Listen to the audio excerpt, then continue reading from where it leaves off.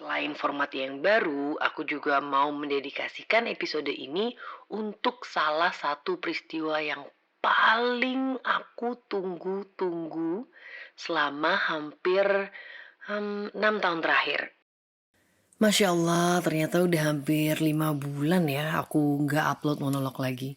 Well, honestly, I was planning to take a break for a month max. Karena keadaan rumah juga lagi nggak kondusif untuk bikin podcast. Alhamdulillah ala kulli hal, ternyata semuanya baru bisa beres akhir bulan lalu. So, welcome to the new monologue. Benernya nggak terlalu drastis sih perubahannya. Cuma beda ambience sama intronya aja. Aku ubah intronya supaya orang tuh bisa lebih punya gambaran aja tentang isi monolognya di 15 detik pertama. Karena biasanya kan aku upload di Insta story dulu gitu. Okay, enough about it. How are you guys doing? Alhamdulillahilladzi bi ni'matihi tatimmus shalihat. Rutinitas hidup kita udah pelan-pelan mulai kembali normal ya. Udah ada yang mulai kelas tatap muka lagi, bahkan ada yang udah full WFO. Tapi yang paling membahagiakan sekali pastinya udah mulai banyak lagi kajian offline. Nah, semoga Allah mudahkan kita semua untuk bisa menjalankan kehidupan yang lebih baik lagi dan bisa lebih sering lagi duduk di majelis ilmu. Amin. Monolog kali ini cukup spesial banget. Selain format yang baru, aku juga mau mendedikasikan episode ini untuk salah satu peristiwa yang paling aku tunggu-tunggu selama hampir 6 tahun terakhir. Kabar yang bikin aku bahagia banget deh. The kind of happiness I never knew I could feel before. My best friend for 19 years, saudara kembar beda bapak beda ibu yang aku cintai karena Allah, akhirnya minggu lalu menikah sama seorang laki-laki yang qadarullah akhirnya bisa membuat dia mengerti tentang pernikahan atau tentang esensi pernikahan. Dan jarak dari kenalan nih ya sampai akhirnya memutuskan untuk menikah itu juga gak lama loh. Cuma kurang dari 3 bulanan lah. Everything was so smooth. Mereka dikenalin sama mutual friends, ngobrol bentar, cocok. Terus dia dikenalin ke ibu dan keluarganya yang laki. Ibunya suka, keluarganya juga sangat welcome. Terus si laki-laki dibawa ke keluarga sahabatku. Dan bapaknya sahabatku ini yang notabene paling picky sama cowok pilihan dia tuh langsung ACC gaspol. Terus persiapan pernikahan cuma beberapa bulan sampai akhirnya mereka menikah minggu lalu di Bali. Masya Allah, sounds familiar right? Well, maybe a little bit too familiar. Yes, because it's my dream, not hers. Berarti lu cuma pura-pura bahagia dongnya. Benernya mah iri gitu kan? Well, it's okay for anyone who thinks so because it's a logical reaction, right? Tapi ini enggak. Aku pun kaget loh. Aku bisa sebahagia ini dengerin sahabatku sendiri menjalani apa yang selama ini menjadi impianku. Setelah pelan-pelan aku cerna semuanya, pikiranku traveling ke awal tahun 2020 yang lalu. Yes, pas awal-awal COVID. Di saat kepanikan melanda negara Konoha, mulai banyak nih informasi yang berseliweran di media sosial tentang tips, trik, dan obat yang paling ampuh menghadapi wabah COVID-19. I didn't take IPA as my major back in high school and I'm not a doctor either. So of all the tips, tricks, and myths that they mention, only one thing that really attract my attention, which is being happy. Be happy. Ingat gak sih dulu pada bilang jangan stres, jangan panik, jangan overthinking. Kita harus bahagia, harus naikin hormon serotonin. Karena percuma minum belasan obat kalau hati kita gak bahagia. Kalau sedih gitu, apalagi sampai depressed. Tapi gimana caranya bisa bahagia di tengah wabah mematikan coba? Di tengah kesulitan ekonomi karena banyak juga yang di PHK gitu kan. Dan di tengah kematian saudara-saudara dan kolega kita. Gak logis sih menurutku seseorang tuh bisa bahagia di tengah itu semua. Lalu jawaban dari Allah datang melalui salah satu guru kita, Ustadz Nuzul Zikri Hafizahullah Ta'ala, yang Masya Allah dengan tanggapnya, beliau bikin series kajian baru, namanya Serial Situasi COVID. I really recommend you to check it because it'll give you a whole new perspective in life. Dari situ aku minta pertolongan Allah dan bertekad untuk bisa selalu atau setidaknya untuk bisa mencoba bahagia no matter how hard the situation is. Walaupun harus tertatih-tatih, tapi aku harus bisa. Bismillah. Sebenarnya sebelum COVID ini aku juga udah pernah nyoba challenge diriku sendiri untuk bisa selalu bahagia. Tapi karena fakir ilmu, jadi aku sotoy. Walhasil gatot alias gagal total. Kata Ustadz Nuzul, kalau kita mau melakukan sesuatu yang baik, Allah tuh pasti akan kasih ujian. Untuk ngetes nih, apa kita sungguh-sungguh melakukan itu karena Allah atau cuma supaya dianggap keren aja sama manusia. Dan Masya Allah, ujian-ujian kecil setelah itu berdatangan. Alhamdulillah ada yang berhasil, tapi lebih banyak gagalnya. Gak mau nyerah gitu aja, aku coba lebih keras lagi dan berpikir lebih jauh lagi. Sampai akhirnya ujian terbesar pertama datang dalam bentuk yang mungkin jadi nightmare bagi anak pertama. Didului nikah sama adiknya. Kalau didului nikah sama adiknya karena masalah teknis, kayak pasangan kita tuh masih terikat kontrak kerja yang gak boleh nikah, gitu kan ya masih agak mendingan sih ya. Nah ini udah mau didului nikah, jodohku masih belum kelihatan juga hilalnya. Tapi alhamdulillah Allah mampukan aku untuk bisa menerima semua rencana itu dengan tenang dan bahkan excited.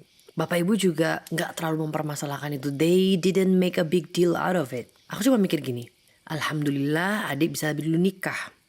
Kalau aku yang duluan menikah, mungkin aku gak bisa ikut nyeleksi pasangannya adik. Karena ya aku udah sibuk sendiri sama urusan rumah tangga aku kan. Walaupun qadarullah mereka berdua ternyata nggak jodoh dan pernikahannya nggak jadi. Setelah kejadian itu, ujian-ujian kecil alhamdulillah udah bisa dilalui dengan sedikit lebih baik lah. Well, I can smile through the disappointment and the pain. Sampailah beberapa bulan lalu, di mana sahabatku ngasih kabar rencana mau menikah itu. So, here's the thing. Aku sama dia nih pernah bilang gini nih, cuman dulu banget ya zaman-zaman pas kita masih SMA. Kalau teman-teman lainnya pada nikah duluan mah, kita berdua bakal santai ya Bud. Tapi kalau salah satu dari kita udah nikah duluan, then it's officially the time to panic. That's why it's kind of a big deal that she got married first. Kalau didului nikah doang mah oke lah ya. Kan jodoh orang juga gak ada yang tahu gitu. Tapi ini bukan cuma nikah duluan, kayak aku bilang tadi. Perjalanan jodoh dia itu impianku banget. Yang aku masih amazed sampai sekarang adalah begitu terima telepon dari dia nih dan dengar semua cerita dia sampai rencana pernikahannya, hati ini rasanya kayak mau meledak gitu loh saking bahagianya. Malah gak kerasa tiba-tiba nih mata rembes aja gitu. Antara bahagia, terharu, pokoknya campur-campur lah semua. Alhamdulillah gak ada sedikit pun terlintas rasa iri, kesel, apalagi kecewa. Ini kalau bukan Allah yang mampukan aku, mungkin aku gak akan bisa ngerasain itu semua. Dan sumber dari kebahagiaanku adalah akhirnya orang yang aku sayang nemuin laki-laki terbaiknya. Sedangkan sumber keharuanku adalah aku diperlihatkan dengan jelas sama Allah kalau apa yang aku impikan selama ini tuh bisa banget terjadi. Perjalanan menemukan jodoh yang effortless, yang calon ibu mertuanya bisa langsung sayang pada pertemuan pertama. Step by step yang orang bilang selama ini impossible atau susah banget, ternyata enggak buat Allah. Jadi aku cuma perlu kuatin doa dan ikhtiar lebih semangat lagi. Well, what I'm trying to say is, bisa berbahagia dalam keadaan apapun itu sangat-sangat bisa banget. Dan efeknya ke hidup kita itu luar biasa. Udah banyak contohnya guru-guru kita hafizahumullah yang bisa tetap tersenyum, tetap tenang saat kajiannya digeruduk massa dan bahkan diusir dari masjid. Beliau-beliau selalu bilang gini, Rasulullah Shallallahu Alaihi Wasallam aja dulu pernah diusir. Masa kita manusia biasa diusir terus marah? Kita ini siapa? Cukup berharap pahala pada Allah Subhanahu wa Ta'ala atas kesabaran. Udah. Karena sebetulnya yang bikin kita kecewa atau sedih atau terluka itu bukan ujiannya, tapi ketidakmampuan kita untuk bisa melihat hikmah di balik apa yang terjadi. Coba let that sink in. Ironisnya justru kesedihan dan kekecewaan itulah yang akan menghambat kita dari merasakan nikmat dan kasih sayang Allah yang akan dikasih di chapter hidup kita selanjutnya. Gini deh, kita pasti bakal sakit hati banget kan kalau orang yang udah mau serius sama kita pergi gitu aja gitu. Dan tiba-tiba memilih nikah sama orang lain yang baru aja dia kenal. Nah, kalau ternyata 10 tahun kemudian nih kita dengar berita bahwa orang ini nih yang dulu pernah ninggalin kita ternyata terlibat kasus korupsi besar dan dihukum puluhan tahun plus dimiskinkan. Apa iya kita masih kesel dulu gagal nikah sama dia? Enggak kan? Yang ada tuh malah bersyukur banget karena Allah udah palingkan hatinya dulu. Coba kalau kita saat ditinggal nikah itu nggak bisa merasa bahagia, nggak bisa ambil hikmahnya, nggak bisa ikhlas menghadapi ujian dari Allah, terus kita larut dalam kesedihan, kekecewaan, nggak bisa move on, yang rugi siapa? Lah kita. Yang jadi kufur sama nikmat Allah karena sudah dihindarkan dari musibah siapa? Ya kita. Coba, ini tuh ibarat sudah jatuh tertimpa tangga, tertimpa durian pula, yang pas dibuka itu bijinya gede-gede tapi dagingnya tipis, udah gitu anyep lagi.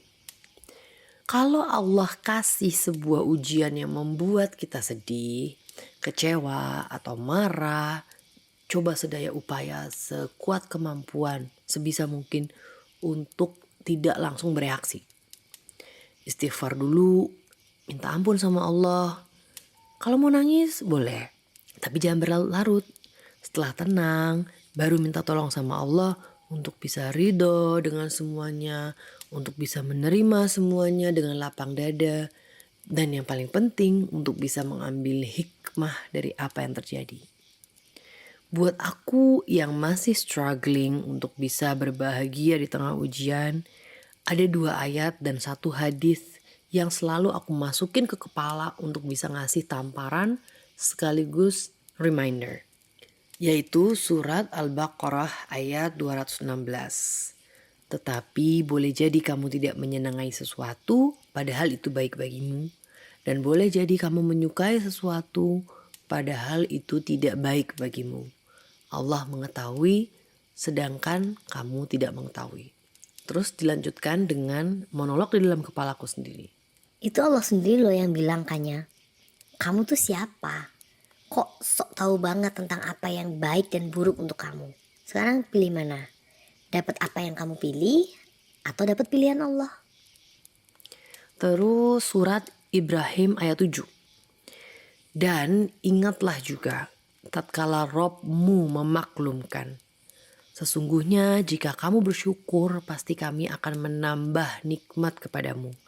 Dan jika kamu mengingkari nikmatku maka sesungguhnya azabku sangat pedih. Itu Allah lagi loh yang ngomongnya. Masih mau denial? Jadi mau ditambahin nikmat apa mau diazab? Kalau mau yang pertama harus apanya? Bersyukur. Benar. Dan yang terakhir hadis Ibnu Majah yang berbunyi seperti ini. Dari Aisyah radhiyallahu anhuma, Nabi Shallallahu alaihi wasallam ketika melihat atau mendapatkan sesuatu yang dia sukai, beliau Shallallahu alaihi wasallam mengucapkan Alhamdulillahilladzi bine'matihi tatimu salihat. Segala puji hanya milik Allah yang dengan segala nikmatnya segala kebaikan menjadi sempurna. Dan ketika beliau mendapatkan sesuatu yang tidak disukai, beliau Shallallahu alaihi wasallam mengucapkan Alhamdulillah ala kulli hal. Segala puji hanya milik Allah atas setiap keadaan.